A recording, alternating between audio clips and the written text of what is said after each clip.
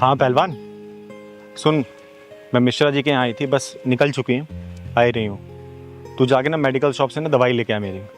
हाँ वो ख़त्म हो गई है ना। हाँ हाँ, आ ही रही हूँ बस। ठीक है, ठीक।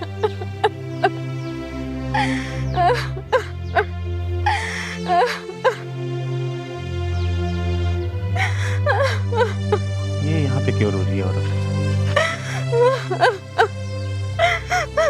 क्या हुआ बहन, रो क्यों रही हो तुम? और तुम तो माँ बनने वाली हो, ऐसी हालत में यहाँ पर? घर वाले कहाँ हैं तुम्हारे? क्या बताऊं दीदी, क्या हुआ बताओ। मेरे ससुर ने मुझे बदचलन बोलकर घर से निकाल दिया। घर से निकाल दिया? क्यों, ऐसा क्या किया तूने? बता ना। देख, मेरा नाम चिंगारी है, चिंगारी किन्नर, और मैं तमाम औरतों की और लड़कियों की मदद कर चुकी हूँ। शायद मैं तेरी कुछ मदद कर पाऊँ। बता मुझे। आप क्या मदद करोगी दीदी मेरी?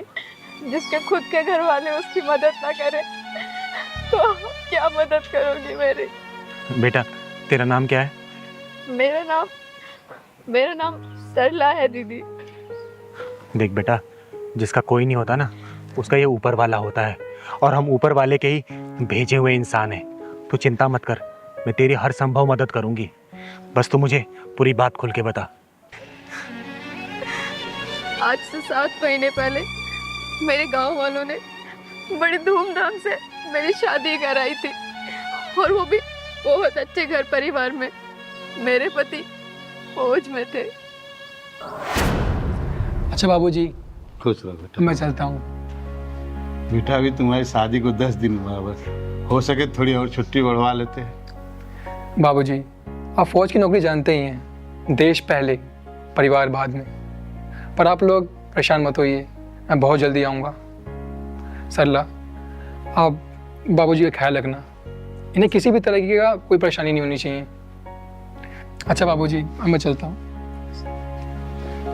फोन करते रहना बेटा। जी जी बाबूजी, बिल्कुल। बाबूजी, आपकी दवाई का भी टाइम हो गया, चलिए दवाई ले लीजिए। हाँ चल।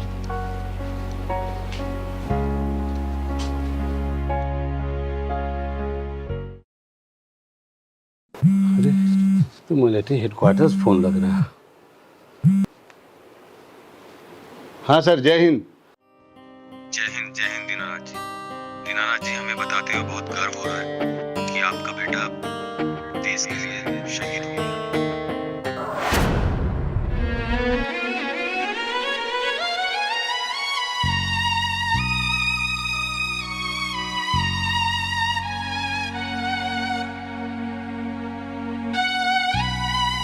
शहीद हो गया मेरा बेटा। हे भगवान, क्या हुआ? मेरा तो एक ही लाल था, क्या किया आपने? नहीं, ऐसा नहीं हो सकता रोहित, मेरा बच्चा रोहित, रोहित। दादी, आप क्यों रो रहे हो? क्या हुआ? बेटा हमारा रोहित शहीद हो गया। वो शहीद हो गए? नहीं पिताजी, क्या तो कि आप झूठ बोल रहे हो। सच है बेटा।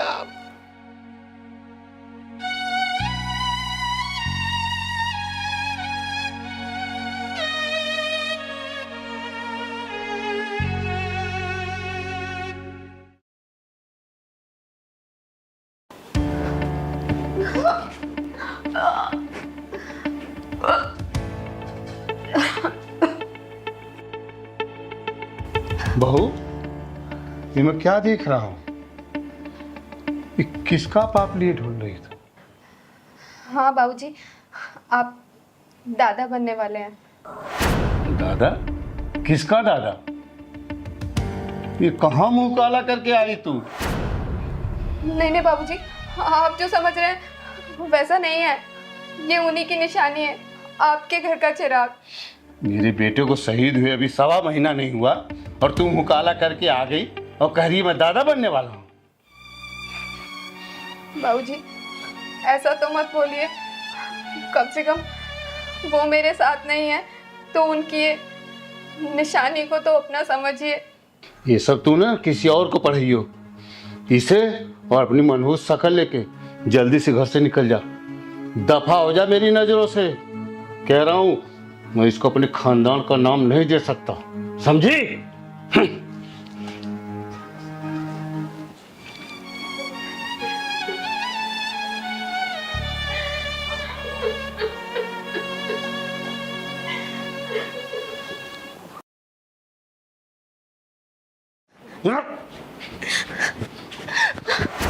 बाबूजी, मुझे प्लीज अपने इस घर से मत निकालिए। तेरे लिए और तेरे इस बच्चे के लिए मेरे इस घर में कोई जगह नहीं है, उल्टा कहीं की। बाबूजी, लेकिन ये आपके घर का ही तो चिराग है। मैं इस बच्चे को इस हालत में कहाँ लेके जाऊंगी? निकल जा मेरी आंखों से दूर हो जा, भाग भाग।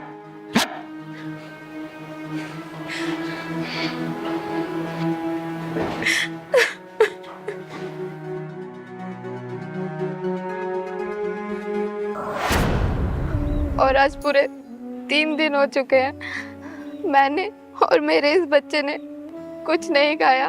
हम दोनों ही भूखे हैं। मेरे ससुर ने मुझे बदचलन बोलकर घर से धक्के मार के निकाल दिया। दीदी, मैंने उन्हें बहुत समझाने की कोशिश की, लेकिन वो मानने के लिए राजी ही नहीं है कि ये उन्हीं का खानदान, उन्हीं का बच्चा है। बेटा, तू चिंता मत कर।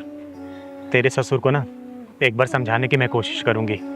अगर फिर भी वो नहीं समझाना तो उसको कैसे सही करना है ये चिंगारी बहुत अच्छे से जानती है। तू चिंता मत करना, चिंगारी तेरा ख्याल रखेगी और इस आने वाले कुल का भी। ठीक है बेटा? तेरा घर कहाँ है ये मुझे बता। बस दीदी, यहीं से 2 कॉलोनी छोड़कर कृष्णा कॉलोनी में मेरा घर है।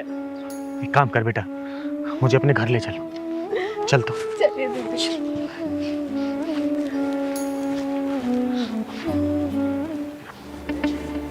आओ सरला बहन, आओ। तू फिर आ गई? मैंने कहा था ना तेरे मनहूस कदम इस घर में दोबारा नहीं पड़ना चाहिए। भाई साहब, अपनी जुबान को जरा लगाम दीजिए। और ये खुद नहीं आई है, मैं इसे लाई हूँ। आओ सरला बहन। आप कौन है? बताती हूँ मैं। पूजा में करती हूँ हवन, शरीफों का करती हूँ नमन, दुष्टों का करती हूँ दहन, और इस देश का बच्चा बच्चा मुझे बोलता है चिंगारी बहन। तो भाई साहब, अगर आप मुझे बहन बन के मेरी बात को मानोगे ना तो बहुत प्यार से समझाऊंगी। अगर रावण बने ना तो तुम्हारी लंका दहन यही कर दूंगी, समझे? और फॉर योर काइंड इंफॉर्मेशन, चिंगारी नाम है मेरा, चिंगारी किन्नर। और मैं तुम जैसे हरामियों के पिछवाड़े में ढक्कन लगाती हूँ, समझे क्या? देखिए चिंगारी जी, पहली बात तो यहाँ कोई बच्चा अच्छा हुआ नहीं है, और मेरे ख्याल से ना ये अपनी ज्ञान वर्धक बातें जाके कहीं और बांटी है। बच्चा हुआ नहीं है भाई साहब, बच्चा होने वाला है। स्कूल का दीपक आने वाला है, समझे क्या? आप कहना क्या चाहती हैं? अरे बताती हूँ, जरा मैं तशरीफ तो रख लूं। बैठ जा बेटा, बैठ जा बैठ जा। बताइए। भाई साहब, मुझे आप ये बताइए कि आपने अपनी बहू को घर से बाहर क्यों निकाला? आप इसकी हिमायती बन के आई है ना, तो इसने सब कुछ बता दिया होगा आपको कि इस बच्चलों को मैंने अपने घर से क्यों निकाला। भाई साहब, अपनी जुबान को लगाम दीजिए, वरना आपकी जुबान निकाल के आपके गले में लपेट दूंगी, समझे? अरे आपने ऐसा क्या देख लिया जो आप इसको बच्चलन बोल रहे हैं? क्या देखा आपने ऐसा? बोलिए। अब देखने को बचा ही क्या है? मेरे बेटे को मरे हुए 7 महीना हो गया और पता नहीं किसका पाप लेके घूम रही है। भाई साहब, क्या गलती है इसकी? इसकी ये गलती है ना कि इसने आपके शहीद बेटे से शादी की, या फिर ये इसकी गलती है कि ये बिन माँ बाप की बेटी है, या फिर ये गलती है कि आपके बेटे का चिराग अपने पेट में ले घूम रही है? बोलिए। या फिर ये गलती है कि आपके बेटे कुल को बचाने के लिए 3 दिन से भूखे प्यासे रोड पे पड़ी हुई है? बताइए ना, क्या गलती है इसकी? अरे मुंह के बंदे जवाब दीजिए ना। आप कुलक्षणी उल्टा सब इसको बोल रहे हैं, गलती क्या है इसकी? बोलिए। चिंगारी जी ये बताइए, मेरा बेटा शादी के 10 दिन बाद बॉर्डर पे चला गया, उसका फोन आ गया था। ये बताइए कैसे माँ बन सकती है? अरे 2 मिनट का पल भी काफी होता है एक माँ बाप बनने के लिए। ये तो फिर भी 10 दिन अपने पति के साथ रही है, तो क्या ये माँ नहीं बन सकती? बोलिए। अगर इसको ऐसा कुछ करना होता ना, तो जब इसको पहले महीने पता चला ना कि प्रेग्नेंट है, अबॉर्शन करवा लेती और अपनी जिंदगी किसी और के साथ जी रही होती। यहाँ पे 7 महीने नहीं झेल रही होती आपको। एक बात बताइए भाई साहब, ये जमीन जायदाद घर किसके नाम पे है? आपके बेटे के नाम पे है ना? जब बेटा मर गया तो किसके नाम पे होना चाहिए? ऑटोमेटिक आपके बहू के नाम पे हो जाएगा वो। क्या इसने ऐसा किया? आपको घर से धक्के मार के बाहर निकाला, पैसे के लालच इसने रखी, फिर भी आपने जैसा भी इसके साथ बर्ताव किया आपकी सेवा करती रही है, और आपने इसके साथ ऐसा ही व्यवहार किया। ऐसी स्थिति में इसको घर से बाहर निकाल दिया। अरे आपको चुल्लू भर पानी में डूब मरना चाहिए। चिंगारी जी, मैं बहुत शर्मिंदा हूँ। आप जो समझाना चाह रही हैं ना, मैं समझ गया। मैं अपनी इस बहू के त्याग को नहीं समझ पाया। मैं शायद गलत था, टोटल गलत था मैं। बेटा, मैं माफ़ी मांगने के काबिल तो नहीं हूँ, लेकिन फिर भी मुझे माफ़ कर देना बेटा। तुम मेरे घर के आखिरी चिराग को बचा के रखना चाहती थी, और मैं इसको उल्टा क्या क्या कहा। धिक्कार है मुझ पे, घृणा आती है मुझे अपने आप से। भाई साहब, आपको अपनी गलती का एहसास हो गया, इतना ही काफ़ी है। जैसा मैंने कहा था ना कि आप मुझे बहन मान के बात सुनेंगे तो मैं प्यार से समझाऊंगी, और रावण बन के अगर सुनेंगे तो आपकी लंका दहन कर दूंगी। अच्छा हुआ जो आपने मेरी बातों को बहन मान के समझा। और एक बात और कहूंगी मैं, इसके जैसे बहू ना नसीब वालों को मिलती है, समझे? सही कह रही हो चिंगारी बहन। मुझे तुम्हें दिल से बहन कहता हूँ, दिल से मानता हूँ कि हाँ, तुम आज तो मेरी बहन नहीं, पूरे संसार की बहन हो। आज मेरी आंखें खोल दी, मेरे को बहुत बड़ा पाप होने से बचाया, और सबसे बड़ी बात, मेरे कुल के दीपक को आपने बचाया।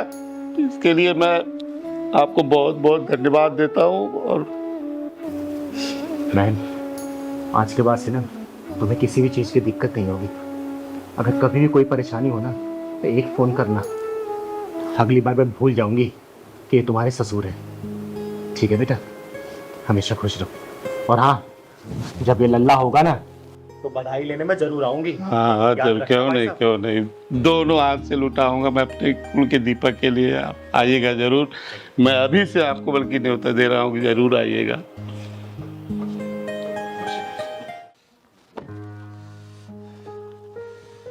पहलवान, हाँ दीदी। इस बार की सर्दी ने तो आतंक मचा रखा है। हाँ दीदी, इतना पहन रखे हैं फिर भी ठंडी लग रही है। बेटा, तेरा नाम पहलवान रखा है मैंने, लेकिन तू पहलवान है नहीं। तेरे को कितनी बार बोलती हूँ स्वेटर जैकेट पहन के रह, लेकिन नहीं, तो स्टाइल मारना है ना। पता नहीं।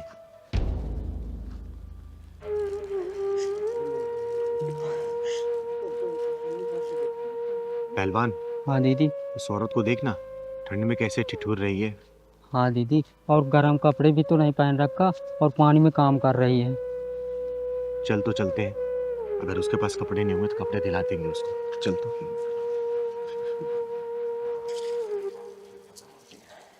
अरे माँ जी, आप ठंड में कितनी काँप रही हैं, ऊपर से पानी ये काम कर रही हैं। कोई स्वेटर जैकेट पहन लिया होता आपने। पहलवान, जा जाके मोटर बंद करके आ तो। अब इसको दीजिए।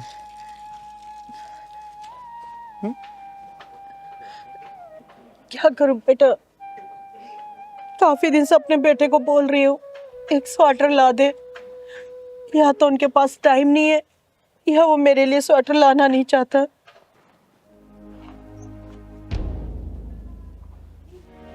अरे माँ जी, 2 घंटे हो गए हैं, आपसे अब तक पौधों में पानी नहीं डाला गया। मैंने कपड़े धो दिए, वो सुखा दीजिए। सुखा दूंगी बेटा, चाय पीने के बाद। चाय पी के? माँ जी, आप ना धीरे धीरे कामचोर होती जा रही हैं। और ये कौन नमूना है, किससे बात कर रही हैं आप? बेटा, मैंने नहीं बुलाया, ये मुझे इस हालत में देख के खुद चली आई। हालत को? क्या हो गया आपकी हालत को? इतनी भली चंगी तो है आप, क्या हो गया? ओए नागफनी की औलाद, खुद तो तूने इतने कपड़े पहने हुए और इनको बिना कपड़े के पानी का काम करवा रही है। अरे थोड़ी सी शर्म होती ना तो इनको भी गर्म कपड़े दे देती तू, समझी? क्या हो गया, तू शोर मचा रखा है? देखिए ना, आपकी परम पूज्य माता जी ने हमारी इज्जत का फालूदा बना रखा है, और वो भी उसके सामने जो ना 3 में है और ना 13 में। अरे भाई, क्या लेने आए हो यहाँ? ना तो यहाँ किसी की शादी हुई है, ना ही कोई बेटा पैदा हुआ है। नहीं आप? नहीं सम्मान बेटा, किन्नरों से ना ऐसे बेअदबी से बात नहीं करते हैं। क्या कहा माँ जी? सम्मान नाम है इसका? हाँ, क्यों, कोई प्रॉब्लम है तुझे मेरे नाम से? ओए बेशरम इंसान, तुम दोनों ने इतने मोटे मोटे कपड़े पहने हुए हैं और अपनी माँ को इस हालत में रखा है। तुम कौन होती हो हमारे घर के बीच में दखल देने वाली? चिंगारे, चिंगारे किन्नर नाम है मेरा, और तुम जैसों को सबक सिखाने का काम करती हूँ। खुद तो ठंड में इतने मोटे मोटे कपड़े पहने, क्या इनको सर्दी नहीं लग रही होगी? बोलो। माँ जी ये लो, आप शॉल ओढ़ो। दीदी नाम है सम्मान, काम है इसके घटिया वाले। सही कह रहा है पहलवान। अरे इनके पास सब कुछ है, ये पहनती नहीं है तो मैं क्या करूं? बेटा लाके नहीं देना, और झूठ तो मत बोल। चिंगारी जी, इसकी बीवी ने ना मेरे सारे गर्म कपड़े बर्तन वाले को दे दिए, एक भी कपड़ा नहीं छोड़ा मेरे पास में। मैं मना करती रही लेकिन इसने एक नहीं सुनी मेरी। वो मैं ओए हकलाना बंद करो। अरे बेशर्मो, तुम्हें इतनी सी भी शर्म नहीं आती कि एक बुजुर्ग माँ के साथ कैसा व्यवहार कर रहे हो तुम लोग? अरे इन्होंने अपनी पूरी जवानी चला दी तुम लोगों को इस पोजीशन पर लाके खड़ा करने के लिए, और तेरा पति जो आजकल 2-4 पैसे कमा रहा है ना, इसी माँ की बदौलत कमा रहा है, और तू इसके साथ ऐसा व्यवहार कर रही है। सुमी, माँ क्या बोल रही है? तुमने ऐसा किया है माँ के साथ? अरे मैं समझा था माँ के पास है गर्म कपड़े, तुमने बर्तन वाली को दे दिए। अरे वो जी मैं तो अरे बेशर्मो, सर्दी में तुम इस माँ से पानी काम करा रहे हो। अरे माँ का दिल इतना कोमल होता है ना कि बच्चे कितना भी अत्याचार कर ले, लेकिन माँ उफ तक नहीं करती। हर बार सिर्फ दुआएं देती है, बददुआएं नहीं निकालती। अरे माँ बाप तो वो फलदार वृक्ष होते हैं ना कि उनको ऊपर कितना ही पत्थर मार लो, कितने भी डंडे मार लो, लेकिन हर बार वो फल देते हैं, फल। समझे? चिंगारी जी, मुझे नहीं पता था सुमी ने माँ के साथ ऐसा किया है। मुझे लगा था कि माँ के पास है गर्म कपड़े। मैं बहुत शर्मिंदा हूँ चिंगारी जी। सुमी, माफी मांगो माँ से अभी। माँ जी मुझे माफ कर दीजिए, मैंने जानबूझ के आपके कपड़े बेचे थे, लेकिन चिंगारी जी ने मेरी आंखें खोल दी हैं। अब मैं ऐसा कभी नहीं करूंगी, प्लीज मुझे माफ कर दीजिए। कोई बात नहीं बेटा, मैं ऐसी हालातों से बहुत बार गुजर चुकी हूँ। अब मुझे ना सर्दी और गर्मी का एहसास ही नहीं होता। नहीं माँ, हम अभी मार्केट जाएंगे और आपके लिए गर्म कपड़े खरीद कर लाएंगे।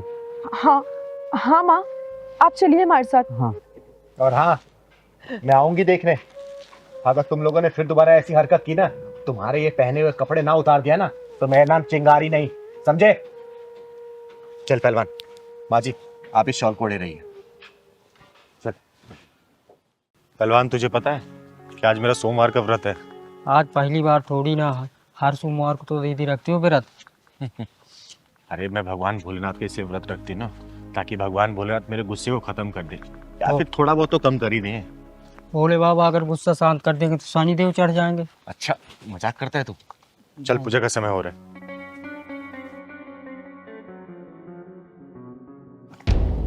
ओए हेलो, कहाँ जा रही हो? मुंह उठा के नीचे उतरो। अरे भगवान भोलेनाथ की पूजा करने जा रही हूँ, लेकिन मना क्यों कर रहे हो आप? परेशानी है, पूजा करनी है तो मंदिर के बाहर बैठकर करूं, तुम अंदर नहीं जा सकती। लेकिन क्यों नहीं जा सकती? आज तक तो किसी ने रोका नहीं मुझे मंदिर जाने से। हाँ तो अब रोक रहे हैं ना, और आज के बाद तुम इस मंदिर में नहीं जा सकती, तुम्हारा प्रवेश बंद है। लेकिन ये तो बताओ, मंदिर में जाना हमारा क्यों बंद हो गया? हाँ हाँ बताओ, क्यों बंद हुआ हमारा जाना मंदिर में? वो इसलिए क्योंकि मंदिर में अधूरे लोग नहीं जा सकते, भगवान जी का अपमान होता है। आई समझ में बात? बहन, मुझे अधूरा बनाने वाले भगवान ही तो है, मैं खुद अधूरी नहीं बनी हूँ। और आप लोग कौन होते हैं मुझे मंदिर में जाने से रोकने के लिए?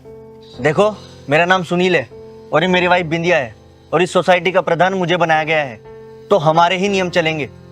हाँ, और अब इस सोसाइटी के नियम बदल चुके हैं, केवल सोसाइटी के मेंबर इस मंदिर में जा सकते हैं, तुम जैसे ऐरे गहरे नहीं। हाँ तो तुम्हारी भलाई इसी में है, अगर तुम्हें पूजा करनी है तो मंदिर के बाहर करो या अपने घर जाके करो। भाई साहब, भगवान के मंदिर में कब से भेदभाव शुरू हो गया, बताएंगे आप मुझे? तुम्हारी समझ में बात नहीं आ रही क्या? जब तुम्हें बता दिया है कि ये मंदिर सोसाइटी का है, यहाँ सिर्फ सोसाइटी वाले ही पूजा करेंगे, तो तुम मान क्यों नहीं रही हो? भाई साहब, भगवान की बनाई हुई रचना पे सभी का बराबर अधिकार है, चाहे वो हवा हो, पानी हो या फिर सूर्य किरणें। अपनी नफरतों को सरहदों मत बांटो। अरे तालाब खोदने वाले इंसान को ये पता नहीं होता कि उसके तालाब में पशु पानी पिएगा, पक्षी पिएगा या फिर मनुष्य। अरे ऊंच नीच, नर नारी, किन्नरों में भेदभाव मत पालो, वरना प्रलय आ जाएगी, प्रलय। दीदी यहाँ से चलते हैं, ये लोग तो भगवान में भी कब्जा कर लिया है। अरे नहीं पहलवान, आज से पहले किसी ने मुझे यहाँ पूजा करने से मना नहीं किया, और ये कौन होते हैं मुझे रोकने वाले? देखो, सोसाइटी मीटिंग में यही तय हुआ था कि इस मंदिर में सिर्फ सोसाइटी मेंबर ही पूजा कर सकते हैं, कोई किन्नर या आउटसाइडर नहीं। तो आपकी भलाई इसी में है, या तो आप बाहर बैठ के पूजा कर लो या अपने घर जाओ। ठीक है भाई साहब, जैसे भगवान भोलेनाथ की मर्जी। नहीं आऊंगी आपसे अब मैं आप लोगों के कब्जे वाले मंदिर में। जय भोलेनाथ। चल पहलवान।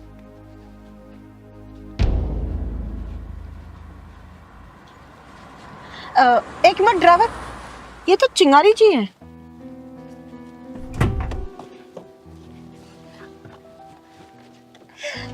चिंगारी जी। रचना जी, ये क्या कर रही हैं आप? आपका भागीदारी मत बनाइए मुझे। अरे, ये तो रचना मैडम है। ये हमारी सोसाइटी में क्या करने आई हैं आज? लगता है यहाँ भी कोई प्रॉपर्टी खरीद ली। हाँ, वो तो ठीक है, लेकिन ये स्किनर के पैर क्यों छू रही हैं? हाँ यार। नहीं नहीं चिंगारी जी, आप तो मेरे लिए ना भगवान से कम नहीं है। मुझे आज भी वो 5 साल पहले वाली बात याद है। मैं कुछ भी नहीं थी और आज आपके आशीर्वाद से मैं इतनी सारी कंपनियों की मालकिन हूँ। तो आप तो मुझे पैर छू लेने दीजिए। अरे रचना जी, ये सब आपने जो भी हासिल किया है ना, अपने अच्छे विचार, अपने अच्छे कर्मों की वजह से। मैं तो सिर्फ एक साधारण से किन्नर हूँ और कुछ भी नहीं। चलो देखते हैं। हाँ। चिंगारी जी, ये तो आपका बड़प्पन है जो आप अपनी तारीफ भी नहीं करने देती हैं। अरे रचना जी, नमस्कार। नमस्कार। भाई, हमारी सोसाइटी के तो भाग्य खुल गए आज जो आप पधारे। कोई प्रॉपर्टी खरीदी होगी आपने यहाँ भी। वो सब तो ठीक है, पर आप इस किन्नर के पांव क्यों छू रही हैं? जानती हैं क्या आप इनको? सुनील जी, जो इनको जान गया उनका कल्याण हो गया। आज जो कुछ भी हूं ना, मैं इनके आशीर्वाद की वजह से हूं। आज सोमवार है, भोलेनाथ जी की पूजा करके आ रही हैं? आई तो थी पूजा करने, लेकिन पूजा किए भी नहीं जा रही हूँ। क्यों? पूजा किए बिना क्यों जा रही हैं आप? वो क्या है ना कि मैं मंदिर के अंदर जाने लायक नहीं हूँ। ये किसने कहा आपसे कि आप मंदिर में जाने के लायक नहीं है? अगर आप मंदिर में जाने के लायक नहीं है तो इस दुनिया का कोई भी इंसान ना इस लायक नहीं है कि वो मंदिर में जा सके। रचना जी, ये भाई साहब और बहन जी ने बोला कि अधूरे इंसानों का मंदिर में प्रवेश वर्जित है, तो बताइए कैसे जा सकती हूँ मैं? सुनील जी, आपकी हिम्मत कैसे हुई इनको रोकने की? मैम, एक्चुअली वो सोसाइटी की मीटिंग में तय हुआ था कि चुप! अगर मैं चाहूँ ना, खड़े खड़े इस सोसाइटी को खरीद सकती हूँ। और आप होते कौन है ये बोलने वाले कि कौन मंदिर में जाएगा और कौन नहीं जाएगा? सॉरी बोलो। Sorry madam. तुम लोग इतने बड़े हो गए हो, ये फैसला करोगे कि मंदिर के अंदर कौन जाएगा और कौन नहीं जाएगा? अरे चिंगारी जी कोई मामूली हस्ती नहीं है। इनके आशीर्वाद से ना रेगिस्तान भी हरा भरा हो जाता है और इनकी बद्दुआओं में वो तासीर है कि समुंदर भी सूख जाए। रचना जी, सॉरी, हमें माफ कर दो। और चिंगारी जी, आप भी हमें माफ कर दीजिए। चिंगारी जी, हम अपने किए पे शर्मिंदा हैं। प्लीज हमें माफ कर दीजिए और आप पूजा कर लीजिए। सुनील जी, एक बात मेरी हमेशा याद रखना, अहंकार के पेड़ों पे नफरतों के फल लगते हैं। अरे हम किन्नरों गुजारे समाज से तो चलता है, हम इस समाज से कितना प्यार करते हैं, और आप लोग समाज के लोग हम किन्नरों को इस तरीके से दरकिनार करेंगे तो बताइए हम लोग कहाँ जाएंगे? आगे से किसी भी किन्नर का अपमान मत करिएगा, क्योंकि हम किन्नरों के दुआओं में भी उतना ही असर होता है जितना बद्दुआओं में।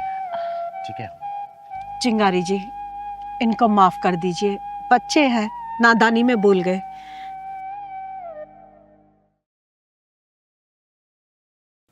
आप जाइए, पूजा कर लीजिए। मैं आपका यहीं इंतजार करूंगी और आपके साथ आपके घर चलूंगी चाय पीने के लिए। ठीक है रचना जी, मैं पूजा करके आती हूँ। चल पहलवान।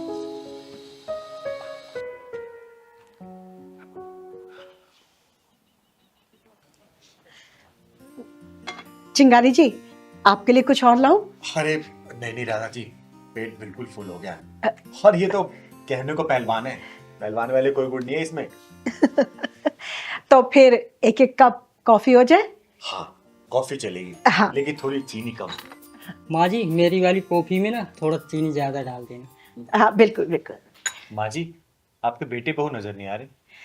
चिंगारी जी, आपके आशीर्वाद से ना मेरी बहू की गोद भर गई, इसलिए मैंने उनको ना वैष्णो देवी दर्शन के लिए भेजा है। बस आते ही होंगे। लो आ गए वो। नमस्ते मम्मी। नमस्ते मम्मी जी। आ गए आप दोनों? माता रानी के दर्शन अच्छे से हुए ना? हाँ माँ, बहुत अच्छे से दर्शन हुए हैं। ये किन्नर को घर पे क्यों बिठाया हुआ है और खाना भी खिलाया हुआ है? खाना खिला दिया ठीक है, लेकिन ये बर्तन अलग कर देना, इनमें खाना नहीं खाएंगे हम। कैसी बातें कर रहा है रितेश? ये वही चिंगारी जी हैं जिनके ताबीज से ना मेरी बहू की गोद भरी है। खुश है बेटा, सदा से। तान्या तू पागल हो गई है क्या? तू भी माँ की तरह किसी के भी पैरों में अपना नाक रगड़ने लगती है? ये आप क्या बोल रहे हो? क्या हो गया आपको? रितेश, माफी मांग चिंगारी जी से। अरे दादाजी, कोई बात नहीं, बच्चा बुद्धि है ना, बोल दिया तो क्या हो गया। और वैसे भी हमें ये सब सुनने की आदत है। नहीं नहीं चिंगारी जी, जब सारे डॉक्टरों की तरफ से हार मान चुकी थी तब मैं आपकी शरण में आई थी और गुहार लगाई थी कि मेरी बहू की गोद भर जाए। तब आपने बिना सोचे समझे ताबीज बनाया, पानी पड़ के दिया, तब कहीं जाके मेरी बहू की गोद भरी। तो मैं आपका अपमान कैसे सहन कर सकती है चिंगारी जी? माँ कैसी बेकार बातें कर रही हो तुम। मतलब ये डॉक्टर, दवाइयाँ, मेडिकल सब एकदम बेकार है, ये अंधविश्वास सब कुछ है। साइंस कहां से कहां पहुंच चुका है और तुम कहां अभी इन अंधविश्वासों में फंसी हुई हो। ठीक है दादाजी, अब चलते हैं हम। खाना बहुत टेस्टी बनाया था आपने, थैंक यू। चल पहलवा। हाँ दीदी, माँ जी ने खाना खिलाया, बेटे ने आज मेरे को चूरन दे दिया। एक मिनट चिंगारी जी। रितेश, ये क्या उल्टा सीधा बोले जा रहा है तू? माफी मांग चिंगारी जी से। हाँ रितेश, मम्मी जी ठीक बोल रही हैं। क्या उल्टी सीधी बातें कर रहे हो आप? माफी मांगिए प्लीज। यार तुम दोनों ना पागल हो गए हो। और माँ, तुम ये किसी को भी घर में बिठा लोगे क्या? हाँ ठीक है, उन्होंने ताबीज दिया था बना के, 100-200 रुपए दे के रफा दफा करते, घर में बिठा लोगे? बेटा, मेरा नाम चिंगारी है और चिंगारी इतना सहती नहीं है। वो तो तुम लोग माता रानी के दर्शन करके आए हो ना, इसलिए मैं चुप हूँ। और माता रानी करे तुम्हारे घर में एक सुंदर सा बच्चा हो, मेरा आशीर्वाद है तुम लोगों के ऊपर। चिंगारी जी, ये वैष्णो देवी गया था दर्शन करने के लिए, लगता है अपनी अक्ल और दिमाग वहीं छोड़ के आया है। अरे घर आए मेहमान की कोई ऐसी बेइज्जती करता है क्या? अरे तो आपके मेहमान हैं, आपने बुलाया है, मैंने थोड़ा ही बुलाया इनको। और मुझे नफरत है ऐसे लोगों से। क्या कहा? नफरत है तुझे? हाँ, नफरत है तुझे ऐसे लोगों से? अरे बेशरम, तेरी इतनी हिम्मत कि तू मेरे सामने मेरे मेहमान की बेइज्जती करे? अरे जिनकी वजह से तू बाप बनने वाला है तो उनकी बेइज्जती कर रहा है? अरे शर्म कर थोड़ी सी। रितेश चुप हो जाओ प्लीज। तुम पागल हो गई हो क्या? घर आए मेहमान के साथ कोई ऐसे बात करता है? प्लीज रितेश माफी मांगो। अरे नहीं बेटा, माफी मांगने की कोई जरूरत नहीं है। और रितेश बेटा, मैं तुमसे माफी मांग रही हूँ, लेकिन मैं यहाँ पे अपनी मर्जी से नहीं आई थी। तुम्हारी माता जी ने मुझे खाने पे निमंत्रण दिया था, अपने हाथों से इतना स्वादिष्ट खाना बनाई और मुझे खिलाया। बस उनकी प्यार की वो डोर ना मुझे यहाँ खींच लेके आ गई। चलो दीदी यहाँ से चलते हैं। नहीं पहलवान, रुक। रितेश बेटा, हम किन्नरों को ना बचपन से ही बेइज्जती सुनने की आदत है। लोगों के ताने सुन सुन के तो हम इतने बड़े हुए हैं। हम किन्नरों को भगवान भोलेनाथ का अर्धनारेश्वर रूप बोलते हैं, जिनके अंदर भगवान भोलेनाथ भी वास करते हैं और माता पार्वती भी। जब भगवान भोलेनाथ का रूप आता है ना, तो हमारे गुस्से को कोई भी नहीं रोक सकता, कोई भी नहीं संभाल नहीं सकता बेटा। लेकिन जब माता पार्वती का वास होता है ना, तो हमारे अंदर भी ममता जाग उठती है, ममता। इसलिए हम लोग आप जैसे लोगों की बातें सुन के चुप होके निकल जाते हैं। लेकिन आज चिंगारी किन्नर आप लोगों को आशीर्वाद दे रही है कि हमेशा खुश रहो आप लोग के घर में ना किसी भी चीज की कमी ना हो। चल पहलवान। अरे तेरी अकल पे अभी भी पत्थर पड़े हैं। माफी मांग चिंगारी जी से। अरे तेरे जहरीले तीर के ताने सुनकर भी ना तेरी खुशहाल जिंदगी की दुआएं मांग रही है। अरे राधा जी, कोई बात नहीं। कुछ बच्चे ना बचपन से जिद्दी होते हैं, उनमें से ये भी एक है। लेकिन फिर भी चिंगारी आशीर्वाद दे रही है कि हमेशा खुश रहो बच्चों, आगे बढ़ो। चल पहलवान। नहीं दीदी, रुक जाइए, मुझे माफ कर दीजिए दीदी, मुझसे बहुत बड़ी गलती हो गई। मैं आपको पहचान नहीं पाया। आप सच में देवी हैं दीदी, आप धन्य हैं। आपका कद तो आसमान से भी ऊंचा है और आपकी सहन शक्ति की गहराई सागर से भी गहरी है। मुझे माफ कर दीजिए। रितेश बेटा, मैंने तेरी बातों को कुछ बुरा नहीं माना, खड़ा हो जा। लेकिन हाँ, एक बात जरूर बोलूंगी कि घर के बड़े बुजुर्ग कुछ बात बोले और समझाए ना, तो उसको सुनना समझना चाहिए। और वैसे भी मुझे आदत है ये सब सुनने की।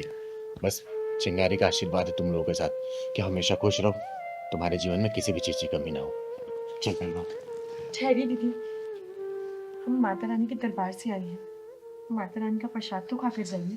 हाँ दीदी, प्रसाद जरूर लेकर जाइए। अरे प्रसाद के लिए तो दुश्मनी मना नहीं करता। हाँ, वैसे भी ये तो मेरा घर है। ला बेटा, लेके आ। भैया अब तो नहीं बर्तन अलग करोगे?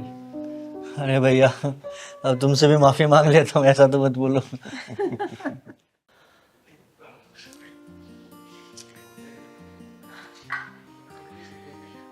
यार प्राची, माँ नहीं आई आज अभी तक। इतनी चिंता है तो क्यों करवाते हो नौकरी? छुड़वा दो ना। अरे तो पागल है क्या? सरकारी नौकरी है वो, 1.25 लाख रुपए महीने की सैलरी आती है। और वैसे भी माँ के तो 3 साल बाद रिटायरमेंट है, उसके बाद तो पेंशन अपने पास ही आएगी ना। अरे क्यों चिंता कर रहे हो? आ जाएंगी वो, बच्ची थोड़ी ना है। वैसे भी 10 साढ़े 10 तक आ ही जाती हैं। अरे यार 11:30 बज चुके हैं, यही तो टेंशन हो रही है मुझे। अरे यार तुम मेरा दिमाग मत खराब करो, मुझे मेरे सीरियल देखने दो। और हाँ, इतना ही दर्द है ना तो कर लो खुद नौकरी, छुड़वा दो उनकी जॉब। अरे यार मुझे कौन देगा नौकरी? और अगर दे भी देगा तो ज्यादा से ज्यादा 20-25 हजार रुपए सैलरी मिलेगी। अब 20-25 हजार रुपए में तो मैनेज कर पाएगी? नहीं ना। और माँ की तो मोटी सैलरी आती है यार, और पेंशन भी मोटी आएगी। हाँ हाँ, तुम्हारे ही तो मुझे। दिन भर घर में रहो, मुझे परेशान करते रहो, माँ से जॉब करवाओ।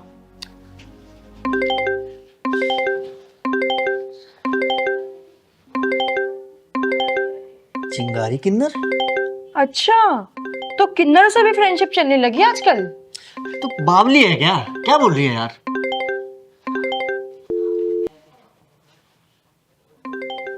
फिर से? अरे उठा लो, तड़प रही होगी रात में तुम्हारे लिए। यार तू पागल वागल है क्या कुछ? या वैसे ही दिमाग खराब हो रखा है? मैं स्विच ऑफ कर दूं इसको? ले। अरे अब मेरे पास आ गया। अच्छा, अब मैं बोलूं कुछ? चुप रहो। कौन है ये? हमारा नंबर इसके पास कैसे आया? तो एक बार इससे बात करके देखता हूँ। हाँ, कट गया, मैं खुद करती हूँ। हाँ। जिस नंबर से आप संपर्क करना चाहते हैं स्विच ऑफ। अभी स्विच ऑफ है। मुझे लगता है साला कोई हमारे साथ ना प्रैंक कर रहा है। हाँ हो सकता है। खैर छोड़, तूने माँ के लिए खाना बना के रखा है ना? बनाया तो था, लेकिन वो हम दोनों ने खा लिया। और वैसे भी माँ जी जब भी लेट आती है अपना खाना लेकर आती हैं। आइए माँ जी, आइए आइए। माँ? अरे क्या हुआ माँ को? तो तुम इनके बेटे हो? हाँ। और ये मैडम इनकी बहू? जी। अरे क्या हो गया इनको? बैठिए माँ जी, जल्दी से पानी लेके आइए। पानी लेके आ। बीच सड़क पे ये बेहोशी का हालत मिली मुझे, और इनका फोन भी स्विच ऑफ था। इनसे नंबर पूछा तो आपका और आपकी बीवी का नंबर बताया। मैंने कितनी बार फोन किया, लेकिन आप दोनों ने कोई रिस्पॉन्स नहीं दिया। और ऐसी हालत में हम इनको छोड़ नहीं सकते थे, इसलिए ऑटो करके लेके आए हैं। पानी जल्दी लाओ। माँ जी पानी। माँ पीजिए पानी।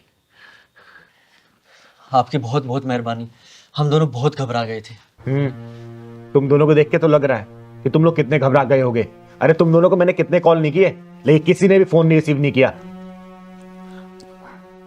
इन्हें जरा भी फर्क नहीं पड़ता, मैं आऊं चाहे ना आऊं, एक फोन तक करके नहीं पूछते कि माँ तुम कब आओगी।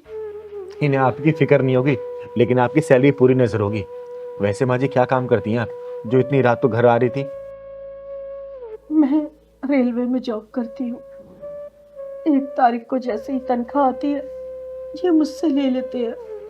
मैं तो बस इनके लिए एटीएम मशीन बन के रह गई हूँ। अरे बेशर्मो, शर्म आनी चाहिए तुम दोनों को।